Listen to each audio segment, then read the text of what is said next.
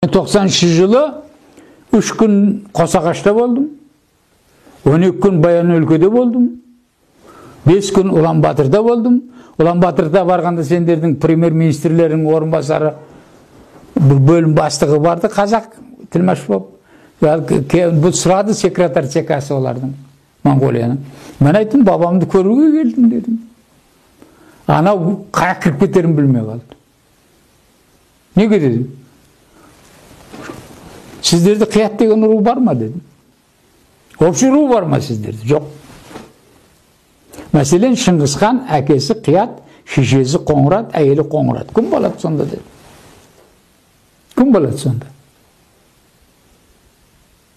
Bizim бабамыз сол келуге көрдім. Но бірақ сіздермен бірге болғандығына нағып рахмет айтамын дедім. Міне бабаңыз деп мынаны маған қолмен берді. Қалай? Міне, сонда 90 жыл бердіңіз. Бұған қалай қарайсыз?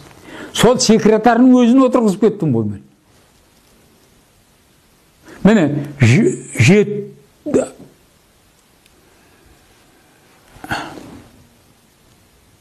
59 жыл Самарқанда Тиллақари нелердің Ақсақ Темірдің басына бардым. Сонда үлкен 4 бұрышты үлкен тасқа Ақсақ Темірдің қият ұруы екенін жазып қойған еді. Ара барып менен.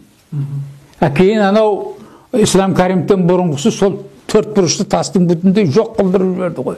Қазақтығы білініп қалмасын деп. Соны бүтіндей алдырып жоқ қылдырып жіберді ғой майдалап. Мәселен, Ақсақ Темір қият, Шыңғысхан қият, Абылайхан Бируни қият. Бұған ешкімнің таласы жоқ. Ал енді Ақсақ Темір қият болса, Ұлықбек те қият, Бабур да қият, оны Бабурлар тұрғаны. Сол үшін бұлар қорқады бұдан. Тұр ма? Мәселен, Қаттақорған деген жерде Бартөлттің кітабында Бартөлтті 4000 түтін жалайыр болған. Қоқан хандығын қорғап тұрғандар жалайырлар болған. Оларды кім айтады қазір? Мәселен, Наймандар, нелер Шыңғыс бағыменен келіп, неге дейін қап кеткен. Әр жерде Наймандар бар. Ол қаяқтан келіп деп тұрсын. Шыңғысханмен келіп, жерде қалып, ел басқартып қалдырған шығар, ауырып қалған шығар, қалып, әр жерде Наймандар бар. Ол қаяқтан келіп деп тұрсын. Шыңғысханның уақытында келіп қалып кеткендер. Тұр ма жоқ па?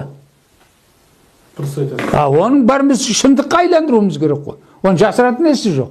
Ол қазақ. Біздің өзіміз қазір қызғанып отырмыз. Шыңғысхан, Ақсақ Темір қазақ болғанда дүние жүзінде